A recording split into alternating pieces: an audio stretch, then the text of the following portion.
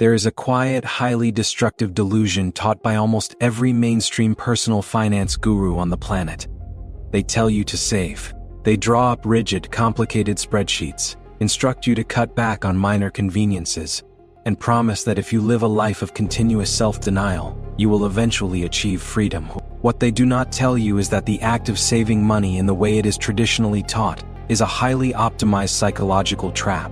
It is a mental cage designed to lock your brain into a state of permanent low-level panic. The traditional model of frugality does not build wealth. It systematically depletes your mental capacity, destroys your ability to recognize high-value opportunities, and guarantees that you will remain a highly predictable, easily controlled cog in the machine. To understand why traditional saving is a mental dead end, we must look at the psychological concept of cognitive bandwidth and the tunneling effect, pioneered by behavioral scientists Sendel Mullainathan and Eldar Shafir. This research proves that when the human brain is forced to focus intensely on scarcity, such as obsessing over saving pennies, cutting coupons, or constantly calculating minor expenses, it pays a severe cognitive tax. The brain enters a narrow poverty tunnel. Inside this tunnel, your mental processing power is entirely consumed by the immediate stressful task of conservation. This hyper-focus on preservation physically blindfolds you to the broader landscape of opportunity. You become so cognitively exhausted from saving $5 on a daily transaction that you lack the mental energy, the creativity, and the strategic courage required to execute moves that could generate real, quiet wealth. Let's look at what your brain is doing here. The human brain does not process saving as a rational, long-term strategy. It processes extreme self-denial as temporary environmental starvation. When you force yourself into a state of severe material deprivation to hoard static paper currency, you accumulate a massive psychological deficit known as abstinence fatigue. The brain treats unspent money in a low-interest bank account as a scarce water supply in a desert, something to be guarded with intense, continuous anxiety. This buildup of mental tension behaves exactly like a stretched rubber band. Eventually, the psychological tension reaches its absolute breaking point, and the rubber band snaps. This triggers a manic reactionary phenomenon known as the Deprivation-Purge cycle.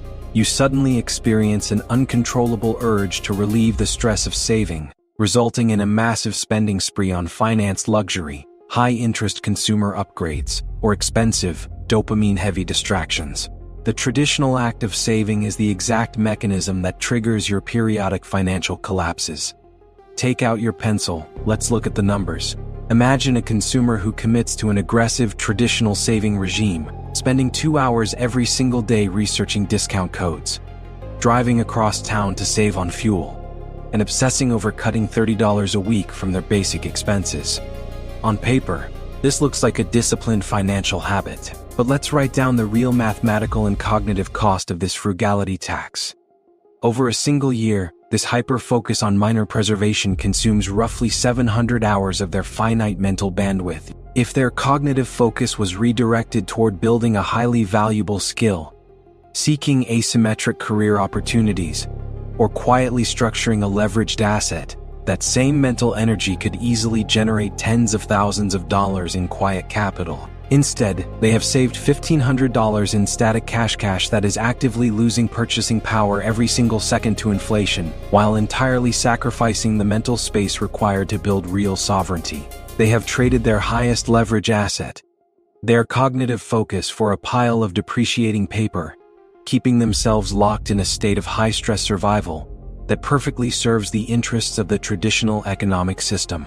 To break this loop, you must execute a complete, uncompromising paradigm shift. You must stop saving and start acquiring what behavioral psychologists call optionality. The difference is not semantic, it is entirely neurological.